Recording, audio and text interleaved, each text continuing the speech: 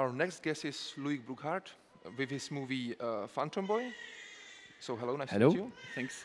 And I have to say about you that you are a sound designer, Yeah, I'm sound designer for this movie. which is quite special for us to have you here, because usually we have only directors or actors. So my question to you, because also there is a film school right over there, and I would like to ask you, how did you get to sound? Because it's not very common. Usually all the people are directors and actors and. My way is not the right way because I've been doing sound. I didn't go to regular school to study the sound, to film school, or I was very interested in sound design because I saw some movies. I was, wow, what a crazy movie! What does the sound in this movie is so exciting, and I was really amazed by that. And I wanted to work for cinema, but I didn't know I wanted to work for sound at the beginning. And then I tried to make some cinema school. They didn't want me because I was a bad student.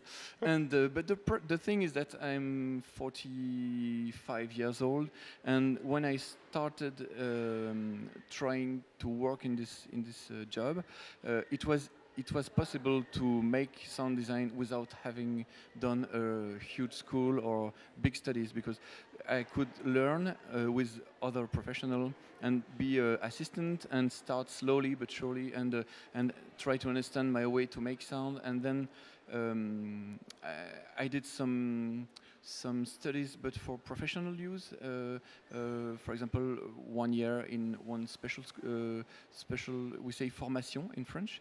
It's a place where you study a job and not you study as a student. It's quite a bit different. And slowly but surely, they gave me some film to work on. They saw I could do, so they kept me, and I did from one step to another. I did this work of sound design I do now.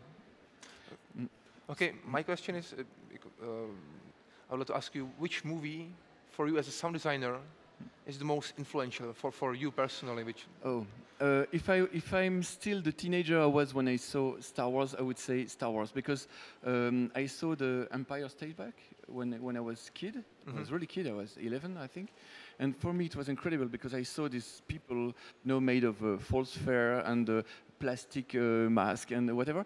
And the thing that make me believe in the story was the sound. Because the way this creator was talking was believable.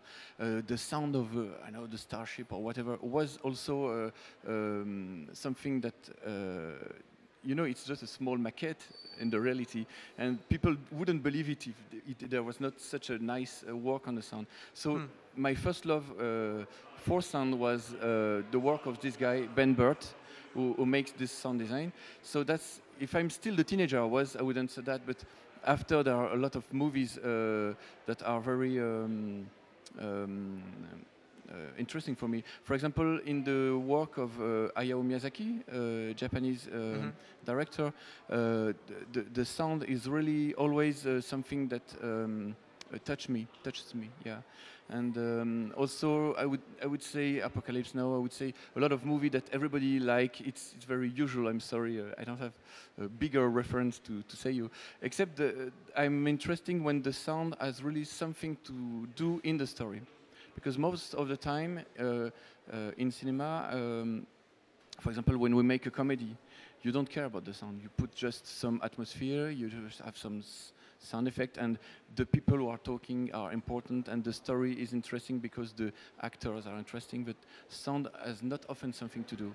And me, I'm always interested in films where the sound has something to make in the story, to tell the story. Okay, I would like to thank you for this interview. You're welcome. Thank you very much. Enjoy the rest of the festival. Yes, thank you very much. Bye. Bye-bye. Okay.